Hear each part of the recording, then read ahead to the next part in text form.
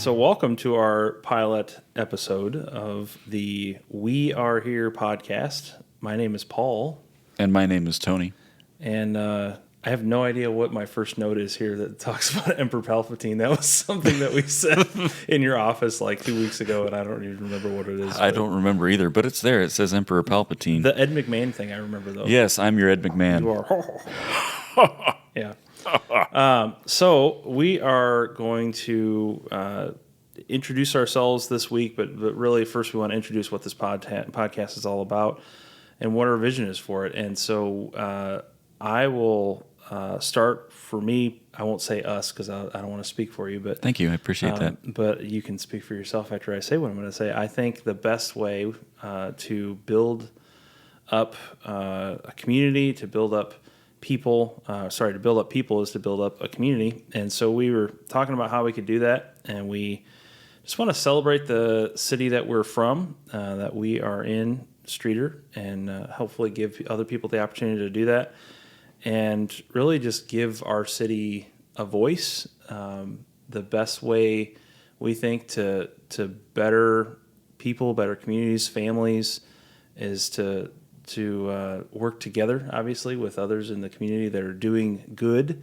We want to do the most good that we can do, of course, and just give those people a voice. Let people tell their stories. Let people, share what they see positive about Streator because they love it and we love it. And then also building bridges and connecting with community leaders, helping them accomplish their goals, because we believe that the best way to build ourselves up is to build others up with us. Yep. So we're going to do that. We're going to celebrate who we are as a city, as a community. We have, of course, very different stories on how we interact, how we came to Streator, I guess. I've been here my whole life, but we just want to tell the story of our community and celebrate it, and hopefully in doing so make it a better place. So how's that sound? That's a good beginning. Thanks. It sounded very piloty. Very piloty? Yes. I was tempted to talk about, like in a captain's voice, like I didn't, though. I resisted. I mentioned it here just now, but I resisted actually going into that. And we're probably all better for that. Probably, yeah. So shall we tell our stories? Go for it. All right, so I'll start. My name is Paul, like I said. Grew up here in Streator. I am Terry and Janet's boy, and grew up on kind of the outskirts of town, south side of town, and not quite in the city limits, but very much a Streatorite. This is my home and has been for most of my life, and grew up in a small school, like I said, outside, kind of country school, K through 12 school, but very much a close-knit community. I had a lot of good mentors there. Also grew up here, in the church here, and had a good community there. A lot of really good mentors there as well. I was very involved in the school community that I grew up in. I was very thankful for that my family was very involved in that. Both my parents involved in that community, my sister involved in that community. And I really believe that's what made me who I am. And I think it's very formative to have that foundation in my life. And so what I love about Streator is I've seen, this is a hard-working town. My dad grew up, when I was growing up, he worked hard, factory worker.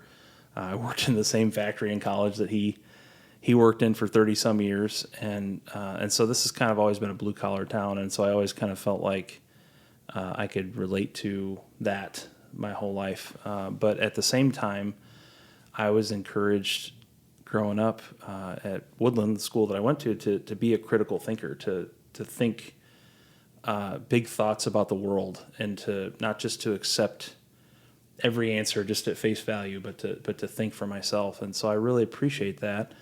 I was taught very much the same way in the church growing up, to think for myself, to own my faith, to care about others, to make life about more than just myself, and I'm grateful for that.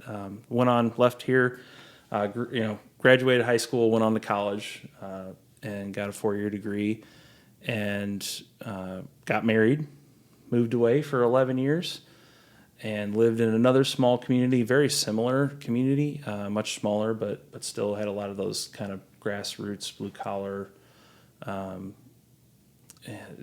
mindsets, but still a lot of good thinkers there as well. And we really enjoyed living there in a little town south, kind of south and west, about 2 hours south and west of here, for 11 years, and then had the opportunity to come back and live in Streator, and I jumped at the opportunity. Was a little hesitant because we were happy where we were.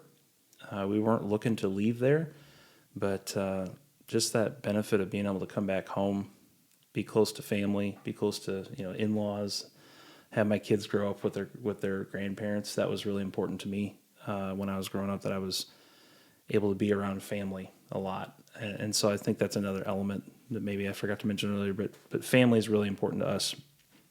So we jumped at that opportunity, came back here, and been living here since. And I'll tell you what, the town has changed a lot, but it's changed for the better. And that's what I love about Streator, is it's kind of had to reimagine itself. And maybe you've seen that. I don't know, you can talk to that a little bit in your time here. But I think it's reimagined itself a little bit as kind of this, it's not just a broken down blue collar town anymore, It's something that can be celebrated. So anyway, that's my story. How about you, Tony? Well, my story is a little different. I did not grow up here, as you know. I grew up around Danville, Illinois, a little town called Catlin. We actually lived outside, about 3 miles outside the town. I've been to Catlin. You've been to Catlin? Yeah. Wow. You blink and you miss it. Just about, yeah. But it's a great little community, and I enjoyed growing up there. As like you did, I grew up. Family was important to me. My dad was a preacher, and so I've always been around the church. And I went to college and got my 4-year degree, got married, met my wife, Megan, there, and got married.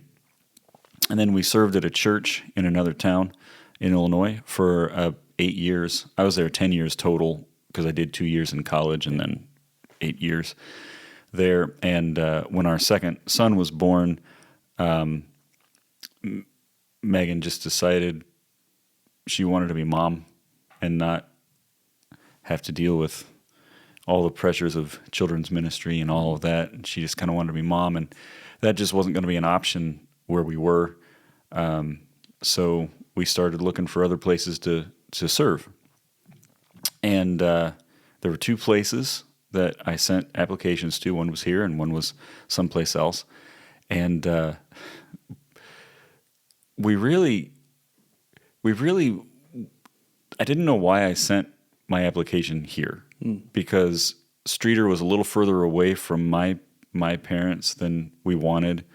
We didn't know anything about the town. We'd never heard of it.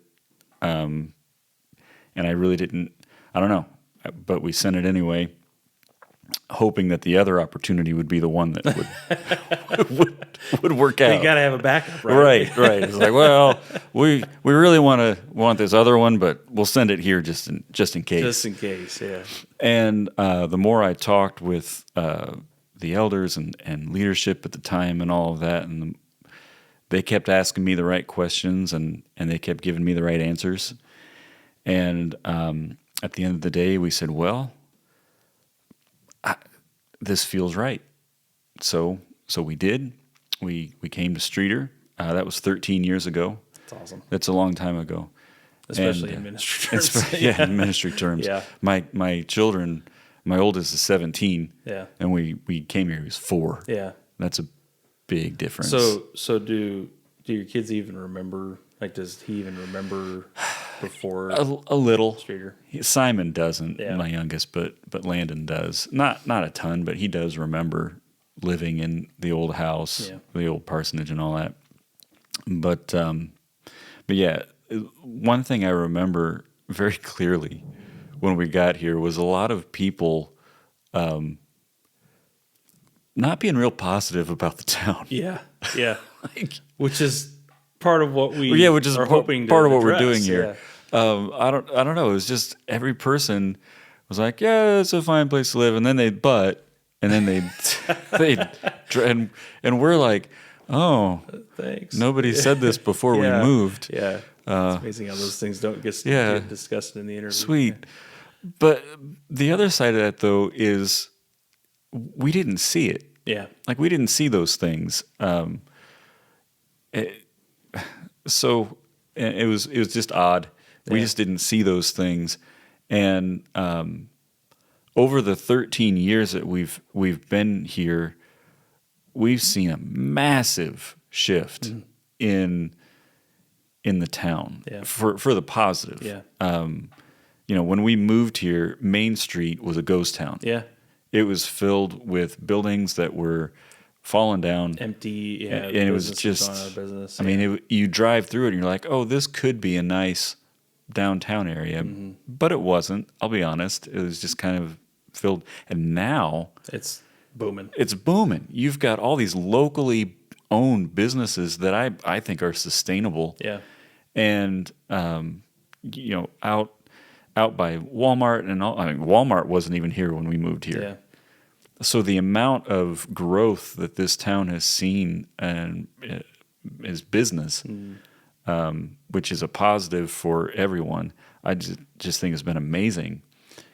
And I think a lot of that can't be captured just in numbers on paper. No, You have to, I think you have to look at what it was and how it, like I said, has reinvented itself. Yeah. And see that as a net positive. Now, there have been bumps in the road with that and all sorts of hard work that's come along with it, but there always is. There's always hard work involved in reinventing yourself or whatever you want to call that. I don't know if that's the right term or not, but reimagining a community, there's always going to be hard work involved. Right. So, Right. I like I said, that's just been in the 13 years that we've lived here that we've seen this.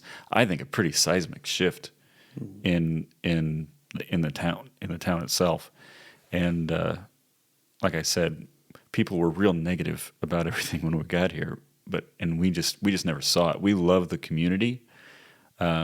We love living here. We feel like there's plenty of things that are offered. And if the town doesn't have it, we're close enough to other communities that you can find it. So I don't know. We never bought into the negative side of it's good, but right. Yeah. Which honestly, any community you live in, Every community. you can say, it's good, but Yeah. like there's always going to be that but in anywhere Nothing you live. is perfect. No. Yeah. Yep. Well, and I think it's important for us to acknowledge where it's not perfect, Right. so that we can make it better. Yeah. I think being willing to admit here's where we may not meet the mark or whatever. Right. I think it's important to address that and accept it, call it what it is, Right. And then work to make it better. I Right. think that's the goal, is to make it better. Your wife said something. Megan said something. And I'm going to butcher the quote. I'm sorry, Megan, if you're watching this, but I think it was along the lines of, if you love the town, it'll love you back, or something along those lines. If you find something to love here, then you'll find that love being reciprocated. Is, I think, the spirit that was behind it. Again, I apologize if I butchered that quote, but No, it was pretty accurate. But I have found that to be true as someone who's left and come back. That just the nature of being here, people are willing to love here, and they're willing to accept here, and they're willing to embrace that. Oh, you're here with us. That's half the battle, just showing up, I think, and being together, being united in a community, where so many things in our culture want to divide us and separate us out and define who we are against another. And so, I've very much found that as a native son, or whatever you want to call me, that. Well, there were things that being a quote unquote outsider, which I never felt like. Yeah. Like I never felt like an outsider. This never felt like a community that acts like that. Yeah. Where you're born here, you're part of it, and if you come in, you're not. but I was like, I need to do something to get involved with other people in town. And so for 6 years, I was on the board at Angle Lane Theater in town and met a lot of beautiful people there. That's another great community within our community that I actually grew up. I in high school was a part of theater in high school. Another great kind of microcosm of our town. And so I got involved there, and I found all these beautiful people that are all different, different walks of life, everything, but we all work together, and it's cool. Megan and my wife, we've homeschooled our boys, but we still are involved with the school system. My boys like to be in band, and so they're involved with that.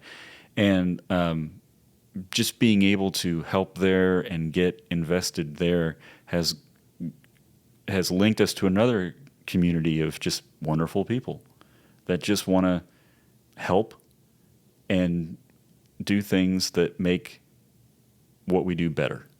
You mentioned the schools and homeschooling. We homeschool as well. That is another small community. Community, the homeschooling community, have always had a pretty strong homeschooling community here. Again, the old mindset used to be, well, it's us and them, the school systems versus homeschoolers or whatever, which I completely reject. I grew up in public school, so did I. But my wife did not, and so when we moved here, we actually called the school systems because we thought, how are they going to respond to us homeschooling? We're new in town, all these things. I remember calling the superintendent at the time, or the office. I think it was the superintendent I ended up talking to, and just said, "Hey, we're moving back to town. We're planning on homeschooling our kids. Is there anything we need to do?" And I think the response I got was, "No, you're fine. This is the applicable law or whatever. All these things." And it was just like, but if you ever change your mind, if you ever decide to, bring them to public school, just give us a call. I'd love to meet with you. I told them I was moving back in town to do youth ministry at the time, and it was almost like an invitation. It was like a welcome back basically, and that's how it felt. And so again, just little changes, right? Just along that line, we're about to do that. Yeah. We're about to make the switch from homeschool to high school. Yep. My oldest is going to be a senior, and so we decided he probably needs to get that experience. And then our youngest is going to be a freshman, and he's going to hop into the high school. And it was such an easy transition so far. I mean, they'll have to transition into it more socially, probably. Which will be fine. Yeah. But they're good boys. We called the school and said, "Hey, this is what we want," and boom, like no questions. It's like, here, you got to do this, you got to do this, you got to do this, placement tests and all that, and it was super easy. And they were helpful with it, right? It never, I don't know. It was a positive experience. Yeah. So that's what we want to celebrate. Just to kind of wrap up our stories and look forward now. To recap, we just want to celebrate all those net positives. And maybe if you're not from Streator, maybe this won't connect with you on a personal level as far as what our city is doing and what it's all about. But maybe you can look at where you are and you can look for those positives. Look for that unity, build your city up in order to build yourself and your family up as well. We're going to have some guests in the future, and we'll announce who those are as they come. But we're going to just invite, like we said, some people in Streator who are building bridges, who are connecting in building up our town. And so that's our goal because we love where we're at, and we want to celebrate it and give it a voice. So yeah. So any other last thoughts before we sign off? No, I don't think so. We love this community, and we want to be a part of it. We want others to celebrate it as well. Yep, absolutely. So we hope you'll join us on this little journey of celebrating where we are, and we'll see you next time. See you guys.